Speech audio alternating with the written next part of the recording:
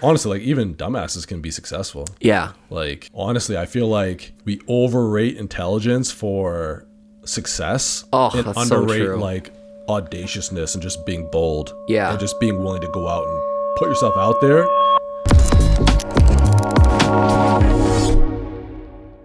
Welcome to the integrated life of a full-time videographer. My name is Kian, and I am the host of this podcast.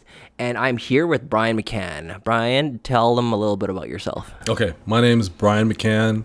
Born and bred Nova Scotian.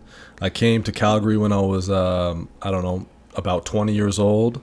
When I got here, like my life improved drastically from just living in Calgary. So I just decided to stay in Calgary. So I've been in Calgary since I was like 20, 21-ish, I guess. Came here, worked on the rigs, made some money. And then, I ended up going to university, and then I traveled around a little bit. After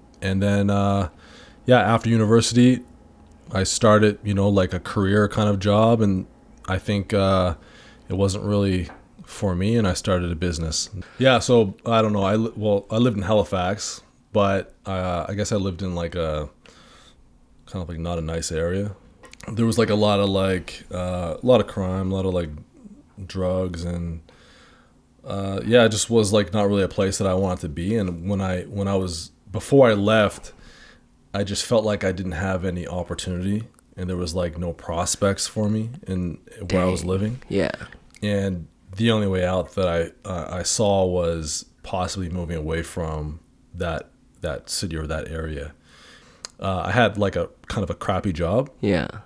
And then I just saved up, I think it was like $323 or something for the flight to Calgary. It was just like a one-way ticket, and I just came out here. I did a whole bunch of odd jobs before I went to university. Like I had like probably 30 different jobs. Yeah, I've had same. so many different jobs over the course of my life. It's crazy. I think that's one thing that we have in common, where we just like, when we worked for other people, we were just... Yeah, I would job hop, man. Yeah. Like I would last like a couple months on a job and then get bored or just like hate the job and just quit and go somewhere else. Or even just find like an excuse to like leave, Like we'll be like, oh, the boss is whatever, and then we'll just be like, bye. Yeah. Right? Sometimes the boss was whatever. Yeah. Yeah. To be honest, and then maybe, sometimes it was probably toxic, but other times it's like you're just not suited for it. So you're finding something that you don't like to give you the excuse to leave because it's not really for you to begin with. That is exactly what happened. Yeah, I can relate, man. Yeah. I feel like I've done jobs in like almost every industry, blue collar for sure. Yeah. It was only like once I went to university that I started getting into like other types of jobs outside of like, frontline service jobs or like blue collar jobs and stuff like that. Like I said, I worked on the rigs. I came over here to work on the rigs, and I did eventually work on the rigs. And then I did like construction jobs and crazy. Yeah, and then I did serving jobs, and like I think I was a dishwasher at one point. And wow, dude, it's like all through the spectrum. Yeah. You're just man, I did a lot of jobs. Yeah, that's crazy. And then like out of school, you found like the thing that you wanted to do, or you thought you wanted to do, right? Yeah. I started. Actually, like I wanted to get into like national security and defense kind of work. Oh, right. And I got this job with NATO, which was exactly kind of like one of my top 10 jobs that I want, like top 10 organizations that I want to land at. And so it was like a dream come true to get that opportunity. It was over in Turkey, so I had to go over there. And I was so excited for it, but I feel like, I don't know what it is. I guess it's just me, but like once I got there and I was going through like the motions of work, it was just the same thing that I was accustomed to. Like, I spent 3 months and I'm really like highly motivated, but then maybe a few months after that, I'm like, oh man, I don't even know if I like this job. And like, I feel like I want to leave kind of thing. Yeah.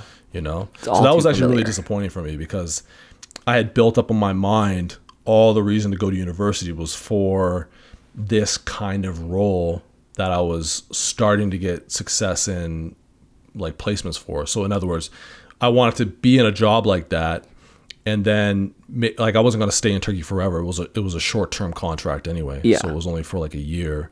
But even when I came back here, I was still pursuing similar roles, and I was having success in finding those roles and going through like different processes for those roles. But from my experience, I kind of knew in the back of my head that it wasn't kind of really for me. But because I had built up so much anticipation for this kind of job, and so, not just like anticipation, but like all this time, money, and effort in going through school and writing down the list of places that I want to get jobs at, and then to find out that I didn't really like the job was actually kind of hard for me to kind of like accept that. And so I can only imagine, man. Yeah, it took me like a little while to actually like accept it, but that realization actually led me to eventually starting a business. Yeah, which I know for a fact now is the exact kind of thing that I want to be doing for the rest of my life. Nice. There's nothing else that I want to do. Yeah, no, I love that. And I'm so glad that I started, because the one thing is I thought about starting businesses forever. See, I'm different than you in this way, because you actually started businesses. Like you had Sushi Toki. Yeah. You also had like your hustle with music. Yeah, like DJ, like. Yeah, like you've done all that stuff. Like for me, I was always just dreaming about it. And I never ever actually executed, never pulled the trigger. Yeah. And so with my business now, it was the first time I actually pulled the trigger on it.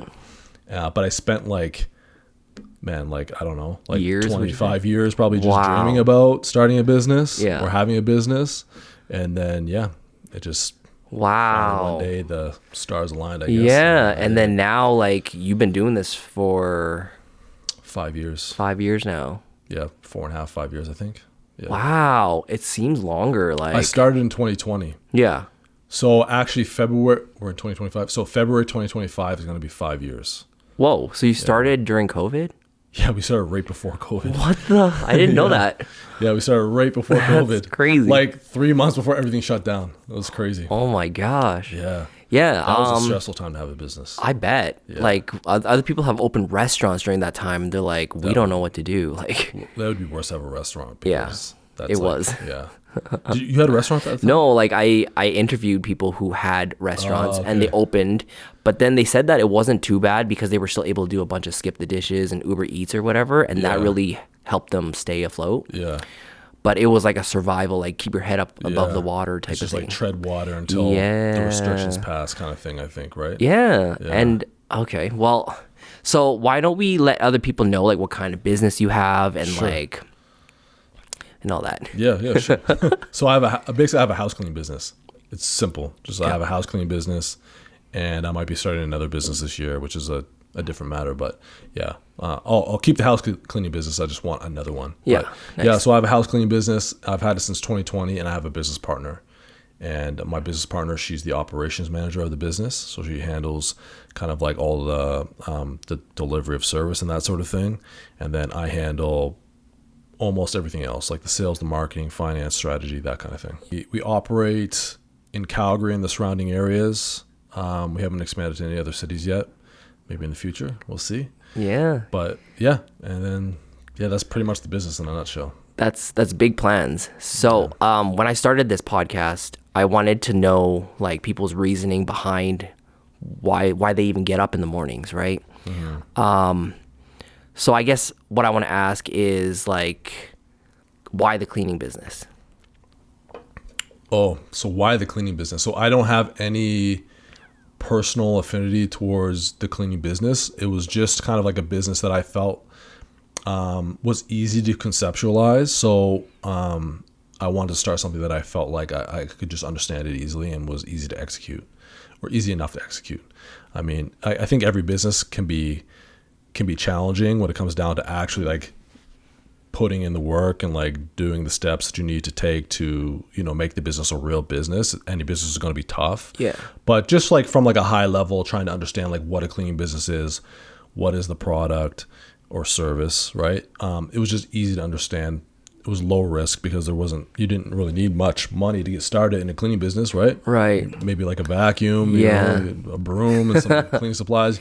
You could literally get started with like a few $100s probably. Yeah. Right.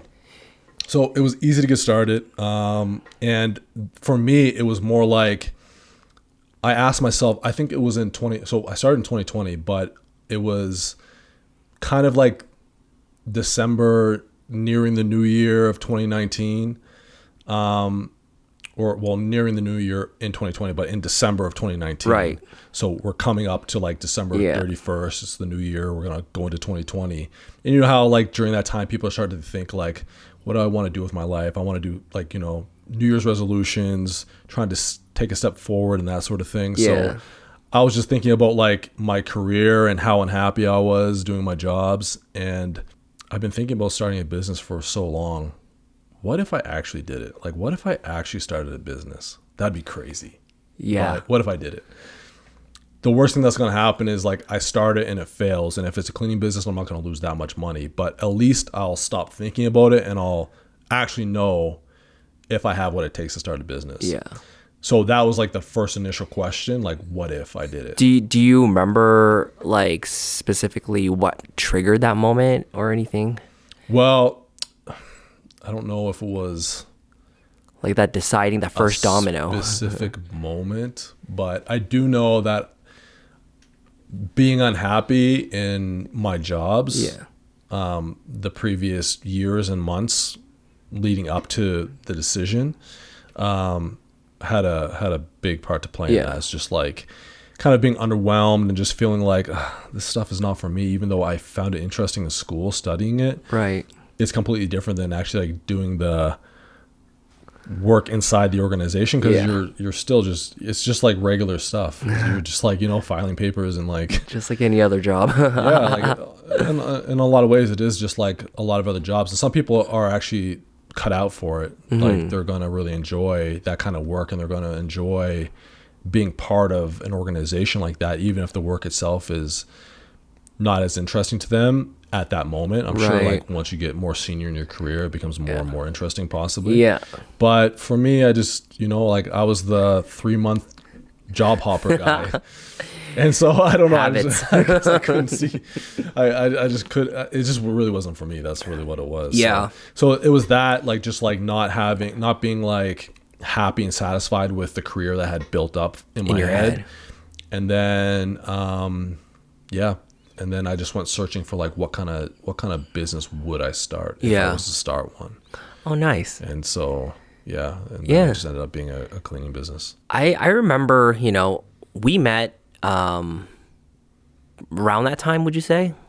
Like around COVID or before, way before COVID, right? We met before COVID, for sure. Because I remember... Because you had sushi... When did you stop doing Sushi Toki? Probably like 8 years ago. What year was that when you shut down? 2016, probably. Okay, because I knew you during Sushi Toki, but we weren't like really like friends. Yeah. But like I knew you. You were Kat's boyfriend. Yeah. But so like I definitely knew you in 2016 then. Okay. And probably even earlier than that. Yeah. So we've known each other for a while now. Yeah, but like we just knew each other in passing. Right. It was probably more around that time that we started to like talk more, I guess. Because I just remember when you first started your business, like I think you were expressing to me like how like stressed you were. You were kind of like, oh, I have like, you know, I have workers who are like dependent on me and all that kind of stuff, and you're like a little stressed out about it, and like so much responsibility. yeah, definitely. Yeah, I remember that time, and but now you're like all good, like mostly. Yeah. I mean, I was definitely there was definitely a time where I was really, really stressed about having that responsibility. Not necessarily having the responsibility. It was like having. Yeah, I mean, it is a responsibility, people depending on you. But that idea of having all these people depending on me and like my decisions really affecting them, I wasn't used to that. Yeah. And that definitely did stress me out for a while. Right. And I eventually came to terms with it, and now I've more embraced it, where like I feel like I'm starting to enjoy being able to, well, at least trying to make decisions that positively affect the people that are beneficiaries of my organization or our organization, whether it be the staff, my business partner, their families, the customers we serve, the cleaners, right? All of that stuff. Yeah, just really everybody connected in that web. Everyone connected to it, So, Yeah, I think it's actually pretty cool. It's actually been like a really great growth vehicle for me. Oh yeah, like I've seen like you grow from it, like as a person, and even professionally as well. Yeah. I guess like it comes from like me seeing you more calm now than you were before. Oh, you could see it, hey? Yeah, before it was. Imagine behind the scenes, or like even just in my head. Because usually I keep it together pretty well. Like, usually people don't see like how stressed I am. Yeah. I might like have a few cracks every now and then, right? Like if it overflows, it overflows, man. Start twitching. I just start twitching stuff. Was there like a really big like lesson or learning moment that you took away from like from being that super stressed person to who you are now? That's a good question. I don't know. If I were to take a lesson away from that, I think I could take the lesson that you just gotta try stuff, and it might work out and it might not work out, but it's still just worth trying regardless.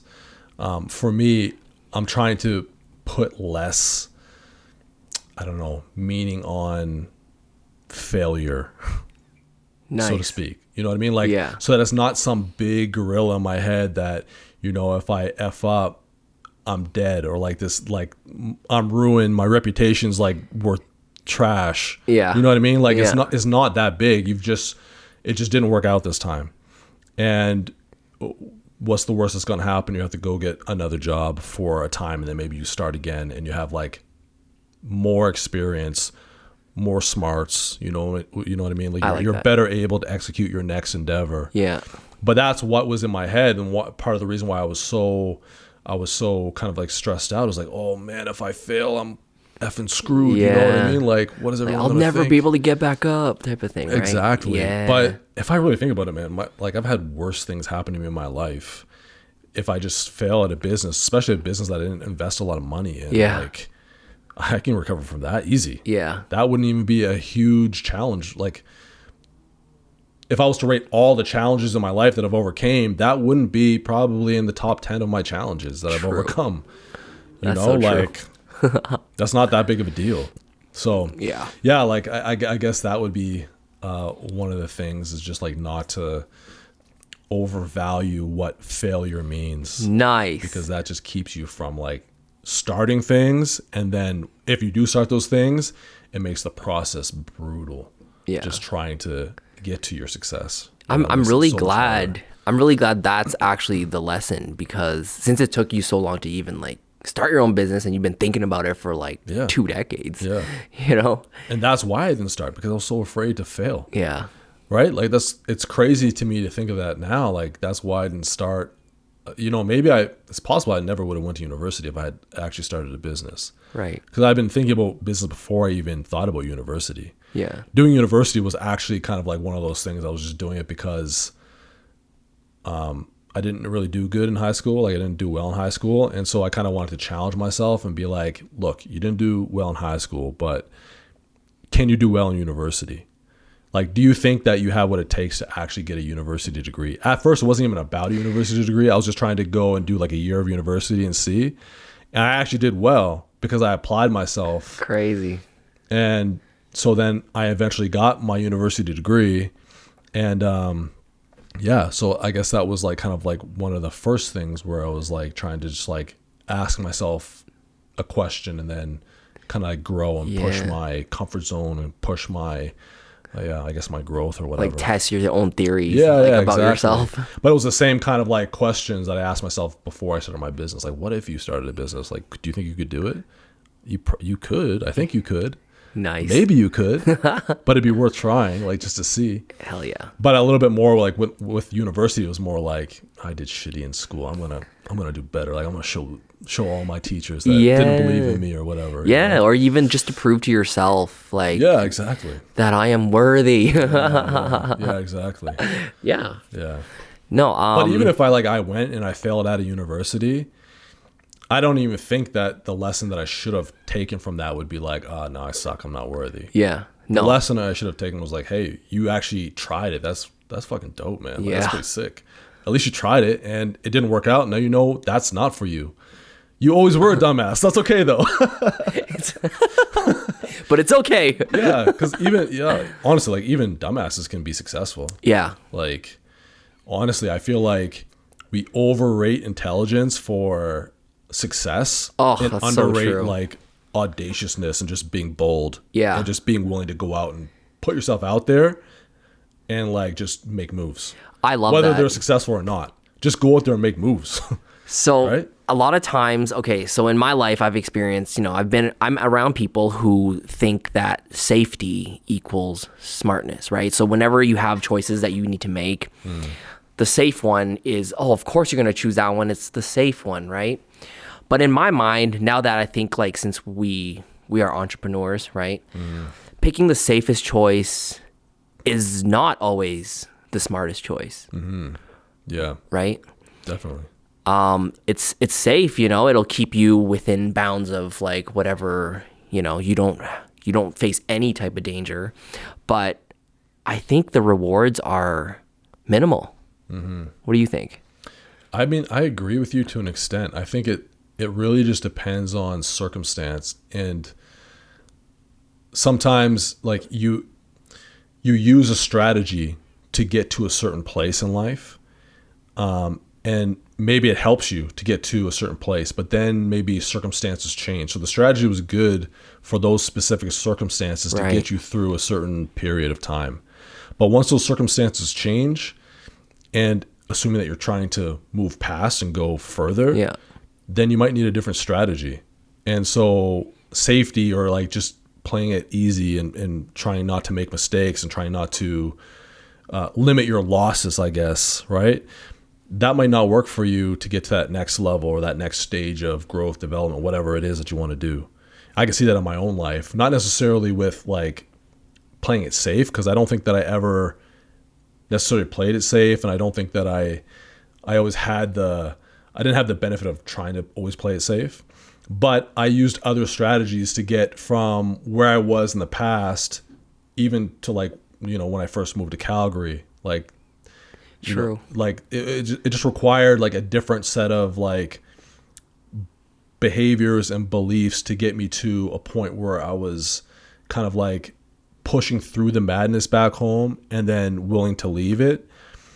But I can't use those same strategies to get through university and try to like make it in like a white collar workplace. It's different strategies and they don't work. Yeah. And I learned it the hard way. Yeah. So you have to be willing to change your strategies. And I think adaptability is the biggest thing. Yeah, I've always said to Kat, you're a strategy guy. Yeah, it's when it comes time for me to like think of different like business strategies and stuff, like you're the first person I think of. I think that was a compliment. Yeah, no, actually though. But I think you're right though. Like I think that sometimes people do, they're too cautious in their approach sometimes. Yeah. And I think sometimes that we think that there's more on the line than there actually is. You're like overweighting sometimes the losses or potential losses. You haven't even experienced losses, but the potential losses. What if I lost $1,000? What if I buy this course and it doesn't work out? It was $1,000. It's only $1,000. You just found out that course didn't work, or maybe that guy was a huckster, a phony. Or something, a phony. And I mean, that does suck to lose $1,000. Yeah. But if the upside is that, you could potentially learn this like game-changing skill, then I don't know. I kind of see that as like the price you might have to pay, and then maybe you develop a new skill of like filtering out the phonies. You know what I mean? No, I like the way you develop put another that. skill of filtering out the phonies, so you can identify them before you give them your money. But I mean, yeah, sometimes it's worth to be willing to potentially make a loss that's not going to ruin your life. True. That's the thing, is like a lot of the losses and a lot of the risks that people are not willing to take are risks that are not even going to disrupt them. Like there's like the equivalent of like a Starbucks coffee like a week or something like that. Like that's like what we're talking about. I love that you put it that way. And it kind of makes me think of like, because then on my end, like I grew up with the scarcity mindset, right? And I've told you this before, where it's hard to make those types of mistakes, you know, because you like once it's gone, you feel like it'll never come back or something, right? And I've always been curious as to like what your money learnings were growing up.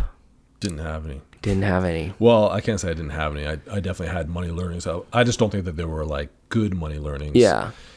Or like money beliefs, I guess, like stuff that you carry with you because you learned it as a child, you know? My beliefs were just haphazard. Like the way that my mom spent money was just kind of like it comes, it goes. So there wasn't really any emphasis on like saving or budgeting. So I learned those skills later in life, which definitely set me back in some ways. But that's not her fault. She didn't have the skills to begin with, right? Like, so it's a lot easier for us to learn those skills in the internet age than it is for like a boomer to learn them. True. You know what I mean? When there was like so no true. internet, and the only way you learn stuff was either through your like teachers or like your parents. Yeah. Or music videos. Yeah, or music videos. Yeah, exactly. MTV. Yeah. Yeah. So, but yeah. So basically, yeah, I didn't really have any like strong money beliefs. The only money belief that I had that was strong was that I was going to be a millionaire, and I had no idea how it was going to happen. I just believed that was going to happen. Nice. But yeah, other than that, I was just kind of like, it'll work out. I wasn't really tracking my money. I do now, but I wasn't then. Yeah. And so No, it's actually, I know you're probably completely different though. Yeah, because of the scarcity mindset of like the brainwashing, you know, from having immigrant parents. It was always so like, it was always a fight to go and like spend the money or even to invest in yourself and stuff like that, right? There's always like a sense of guilt behind it. So like, I remember one time you told me like, oh yeah, like I'm not afraid to like spend on a desk or whatever, or a chair, like a desk chair or something, because you know that you're going to make that money back. But the scarcity mindset from immigrant parents kind of implies that like once it's gone, then you're not holding on to it tightly. It's gone forever. Yeah. Right. And there's not enough out there for everyone. Right. So like when you say stuff like, oh, buying the desk and all that kind of stuff, it was like, it made sense logically, right? But there was this tight hold that's in my brain that's like, oh, like I wouldn't spend like $1,000 on a chair, you know what I mean? Yeah. But yeah, like obviously working through it, it's still there, you know? And it doesn't help that we opened Sushi Toki where I was around my parents for 6 years straight, 12-hour days, you know what I mean? Yeah. Like that kind of instilled the same beliefs, money beliefs, for even longer, you know? So it took way longer to even understand that and try to unlearn it. Yeah. No, definitely. I could definitely see that. Yeah. When you say that now that I think about it, yeah, like I do have, that's always been like, I think something that's been strong in me is just that belief that the money will come. So like if you think about it like Mike in the future, if you spend $1,000 on a desk or whatever it is, or $500 or whatever, what is that compared to the millions you're going to make, or hundreds of thousands, or whatever it is in your mind? Because I think that you also believe that you're going to have, you know, you're like an abundant person, and your cup will overflow with, you know, resources and money and whatever else that you want it to be to have, right? Yeah. So if you spend $1,000 on a desk or whatever it is, that's not going to be, that's so minuscule compared to what you'll have in the future. So true. Now, this is actually like very faith-based. So for some people, maybe that will never happen. But I just believe it will. And so I'm not super concerned. That doesn't mean that I'm going to go and like blow my money. Yeah. But I definitely differentiate blowing my money versus kind of like investing in things that I think will make me better. Yeah. Whether it be my own education or my productivity, because I just redid my desk space, and now we're talking about my desk and stuff. Yeah. So I just redid like my office space. So and I did that because one, I actually really enjoy it now, and I didn't enjoy working at my desk space before. And now I actually love being at my desk space because I made it. Yeah. It cost me some money, but I see it as like an investment in my productivity. So no, that's great. Like I feel like it's beneficial for you to like believe it like the way you do, where it's like it'll always come back. Yeah. Like whether it's true or not, and whether like that faith that you have becomes reality or not, like it still benefits you, I feel. Yeah. Like how you move about life, to believe that everything good is just going to come right back like in tenfolds or whatever. It's just going to benefit you in like the way you move, your energy and everything. Yeah, I believe right? it will, and I hope it will. And I think a lot of that came from, I grew up in a Christian household for a period of time when I was a kid. And I think that a lot of those beliefs of like abundance were kind of like baked into my brain young. Yeah. And so I took some good lessons from that, I think. But I think for like, I'm actually curious, like for you being so close to your parents with that kind of like the opposite mindset of like, you have to keep every penny and every dollar. And if you lose a dollar, it's never coming back to you. Or you have to work super hard to get that dollar back. Like, do you still have that mindset? And if it comes back. Yeah. So it's kind of like a recurring thing. Yeah. So I like, it's pretty much like a cycle. Like you go through like really good abundant cycles, right? Where you spend on things that you need or invest in yourself, and then you do so well and you actually see more coming back to you. But then somewhere along the lines, that just kind of cycles back to the scarcity. How does it come back to scarcity? Is it just kind of like it just happens, or does something trigger it? Because if you're willing to spend at some points, but then later on, is it kind of like, oh, you spent this money and now you're regretting it, so that now the next time it comes around to spend some money, you're like, oh no, I can't do that? It's not the spending. Suddenly when you get more back, you're like, oh my God, am I going to lose all this? And then you try to like hold it again. And then that's when that cycle starts again.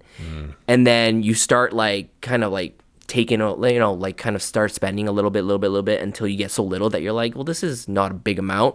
So you go and you take bigger risks again. And then you make more money from the investments or whatever. And then it comes back more, and then you're like, oh my gosh, I have to hold it again. I have to hoard this. It's really toxic. Like, it sounds like very, it's nonchalant or whatever, but like if this keeps happening to you over and over again, you get stuck into a non-growing cycle, right? Like your growth in life just kind of becomes this. Yeah. Right? Because then you're not taking that big lump sum and turning it into more anymore. You're starting to like play defense. Yeah. I mean, that's basically what business is, though. It's like taking some, putting it over here, or investing, and you get more back, hopefully. Yeah. And then when you get that, exactly. And it just never stops, right? And then that's how you build your nest egg, or like your wealth. Exactly. Essentially. And so it's so detrimental for me to get a bunch and then be like, oh no, I better hold back now. Right? And you get like fearful or whatever it is, right? So how have you been doing and like trying to get over that? Because I know that you have been trying to do it.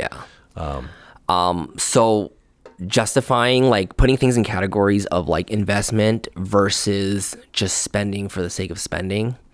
When it comes to investment, like just start putting more money into it. Like for example, like the Google ads and all that kind of stuff, right? Like I was always so like fearful of doing Google ads.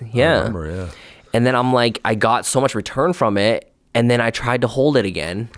And then I always had to reason with myself, investment versus like, let's just say like a vacation or something like that. You know what I mean? I would try to like, at the very least, put some into the investment pile, right? So before it would be like holding everything, and now it's like, okay, justified. This is investing, you know? Yeah. For you, is your like investment pile, is it like stock market investment? No. Like, I mean like ads and like putting it back into my business type thing. Gotcha. Okay. Yeah. I remember I wanted you to get into Google ads for so long. Because I was like, I think you would just really kill it. Because you like offer like a really good service, and you have like a high enough price point for your service that you'd be able to make profit on those ads, because Google ads are getting expensive. Like really expensive. But like you would still be able to afford them, because you would get like valuable customers from them still. I remember you saying that to me before, and I was just still scared. Like that's crazy though, right? Just thinking about it. It kind of is crazy, because I mean, I guess I was a little bit worried when I first started doing ads. But it was just more like, I don't know, I was always worried about like making a mistake or something. It wasn't necessarily about the money. I was like, am I going to break something? Like, I don't know why I thought I would break something, but I just felt like I might break something. But yeah, it wasn't really about the money. And, yeah, I think I did lose money early on too. Yeah, just like testing and stuff, Yeah, just right? testing stuff. Yeah. Well, I wasn't even testing. I was just like, I didn't even testing. I didn't even know what that was. It's just like throw up an ad. That was what it was. Just cross your fingers. Exactly. You throw something up there and just pray for the best. Yeah, right? So, and just like try to go to YouTube University and just figure out how to do it, type of thing. Yeah. Exactly. So, but yeah, like, are you still doing Google Ads? Yeah. Yeah. I started it back up like a couple days ago. Yeah. I stopped it for all of December. I was like, I'm just going to chill in December. So did yeah. I did too. For our business, I stopped doing Google Ads for December. But yeah, so like, I feel like that's a huge kind of like growth piece for you too. Is like taking that step to do the Google Ads. It took forever though. Like, right? Yeah. It's just like how long it took for you to kind of like start your business and stuff. Like, like the increments are like slower because of. But that's why I was always so fascinated with you though, is because like you weren't afraid of failing things. Like the reason why I didn't start my business was not because I was afraid of losing money. Yeah. It's because I was afraid of failing at it. Yeah. And then if I failed at it, that would mean that I'm dog shit. Like I'm not worth anything. You know what I mean? I'm not worth a damn because I couldn't make a business work or something like that. Right. Which is not true. Yeah. But for you, you were always like super audacious. You were willing to like go out and like do things and just like, and I would say that was really, really cool. And then it was the money that was, it was like, we're like the opposite in that, right? No, that's. Which is actually really kind of interesting that it's like the opposite dynamics. Yeah. For me, it was failure, not money. For you, it was money, not failure. Yeah. That was your. Yeah, I remember telling you that like I don't even have imposter syndrome. Like if I wanted to start something, I like fixate on it and then I just go and do it. I'm like, that's some serial killer shit. Bottle that? Seriously, you're a sociopath. Yeah. Sell it on Amazon. Like, safe with you right now. No, if you could like bottle that and like just sell it, that'd be right. A millionaire. Yeah. I mean, I think the safety in that comes from me choosing things that I know that I'm like obsessed with. Right? Like at one point I was so obsessed with being a DJ that like day and night, that's all I thought about, right? So it was easy for me to pursue getting like, you know, wedding clients or like, you know, if people have Christmas parties, I would like literally sell myself to like, to do the DJ gigs.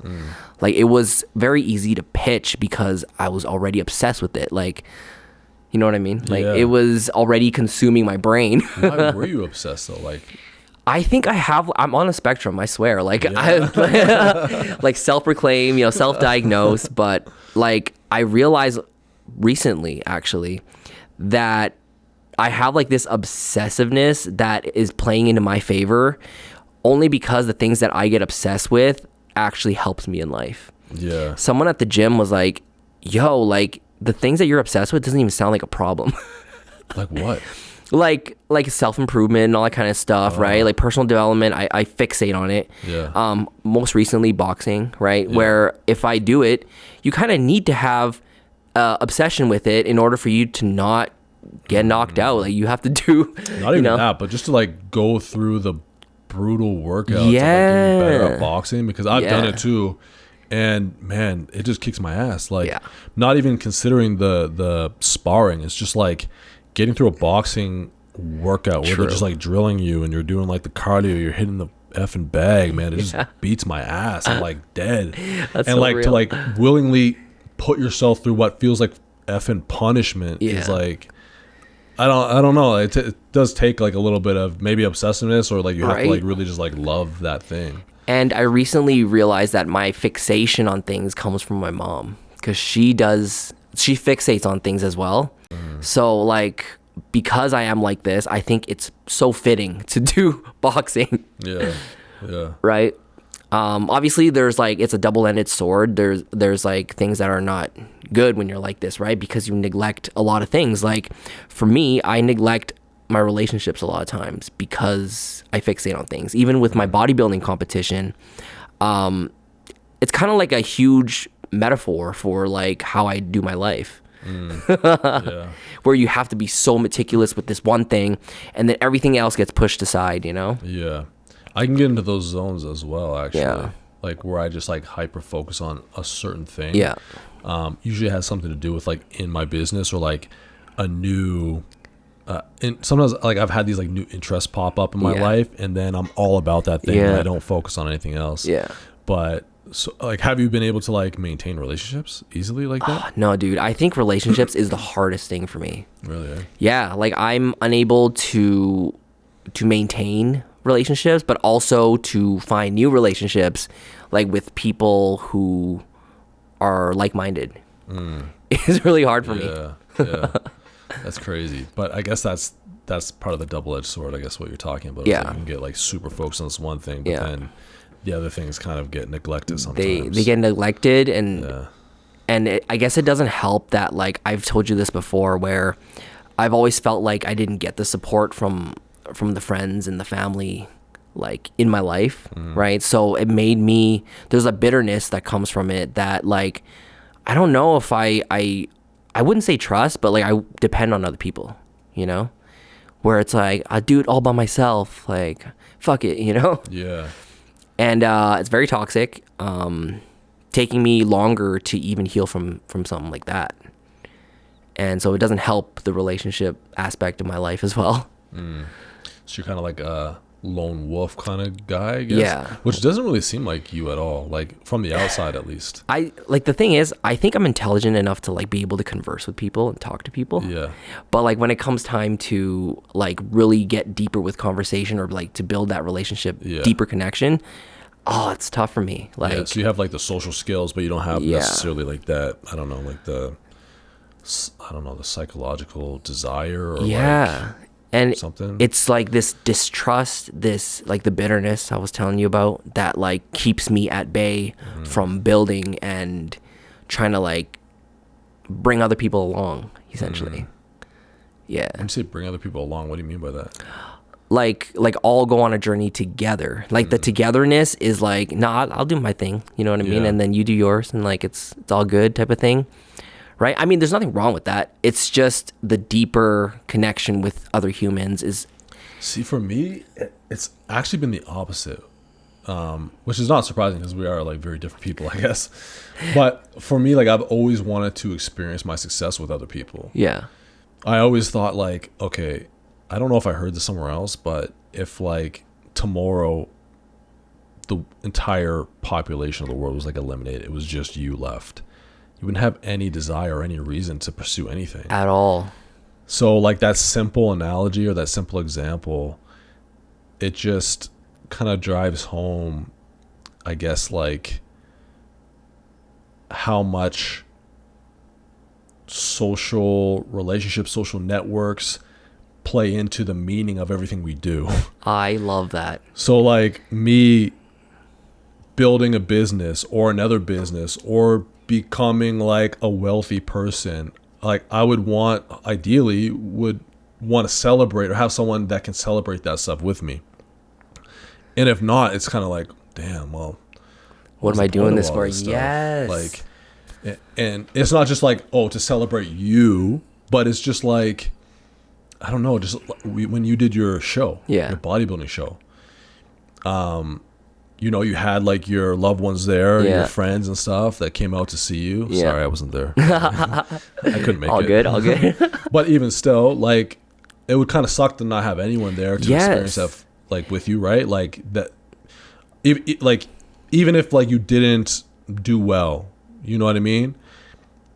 You still like you have someone there to celebrate that you've done this thing, you've attempted something.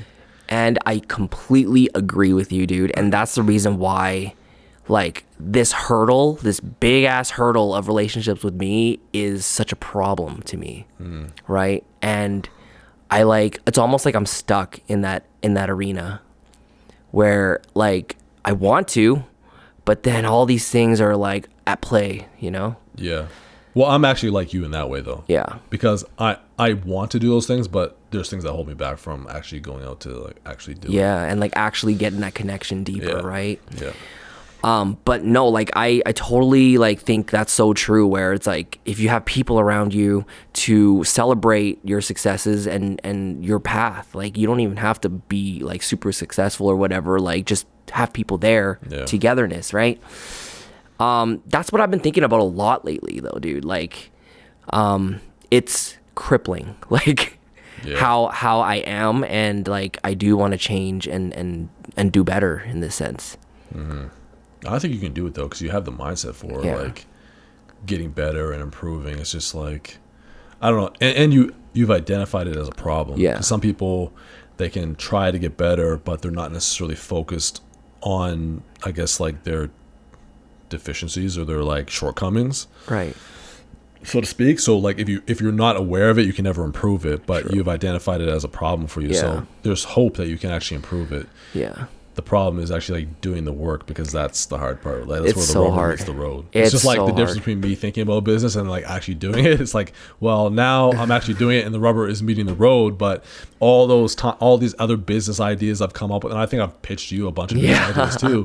Like, they're just ideas. They're not anything unless the rubber meets the road. That's so And true. it's the same thing with personal growth. You actually got to do the hard work of like going out there and building the relationship. And it's like, for me, it's kind of like that New Year's resolution motivation. It's like you get that first week or two where it's like, oh yeah, I'm on this. And then like once the motivation subsides, it just becomes work.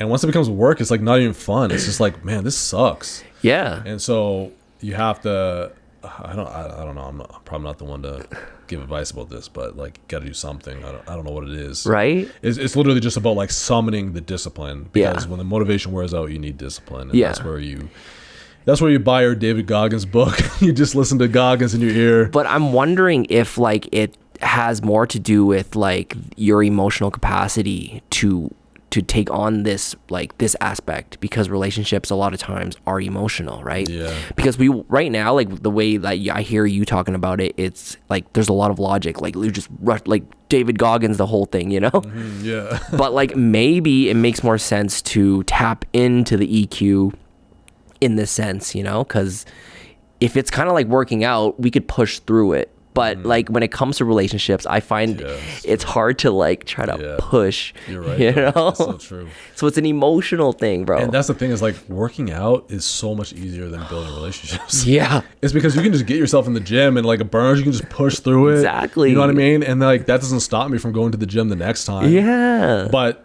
if the equivalent friction were to happen in a relationship, it does stop me from wanting to pursue that, or potentially other relationships too. So it's a whole lot harder. The other thing is like, I'm an introvert, so my battery gets drained, especially with like when I have to try to engage in relationships. You know what I mean? Yeah. Like, it's like that like just saps all my energy. Oh yeah. So that's another kind of like sticking point. So Yeah. I don't know. I remember we talked about this before, where like we know that, you know, networking is so valuable. You know, the people that you meet are probably one of the most important things for our businesses and for our personal growth even, right? But like still till this day, it's something that like we're not good at, I guess. Yeah. But the thing is, I think you could be really great at it. And I mean, I think I could be good at it too. Yeah. It's just willing to go in there and put in the work to do it, which is, I don't know.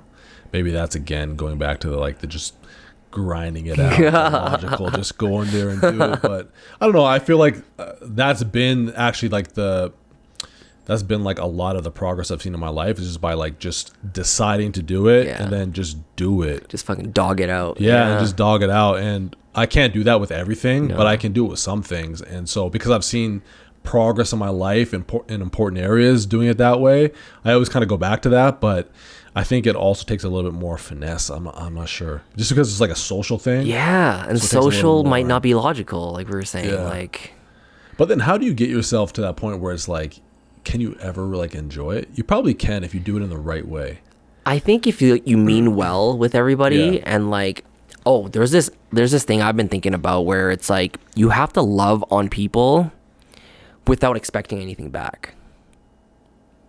Like, to love being around people, to love the encouragement of other people and wanting other people to succeed.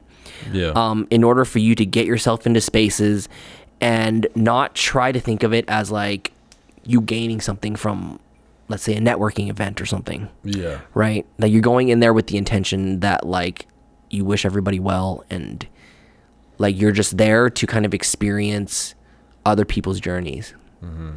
So I guess we should always end off with asking the same question to every guest. And I think that question should be, What is a piece of advice that you would give to your younger self? Damn. A piece of advice that I would just give, or that I would give to my younger self? Yeah. If I had to make it kind of like short and pithy, it would just be kind of like, be yourself always without compromise, and don't fear failure. Because those are kind of two things that I always had trouble with, especially the fearing failure part of it. Nice. So, yeah, if I could just tell myself, not to fear failure, to kind of like reframe it in my mind, that would be the number one thing for me. And I think that's something I could probably tell myself now going forward too. So it's still useful advice for me. It's it's evergreen. Yeah, exactly. I like that. Nice. Yeah. Well, thank you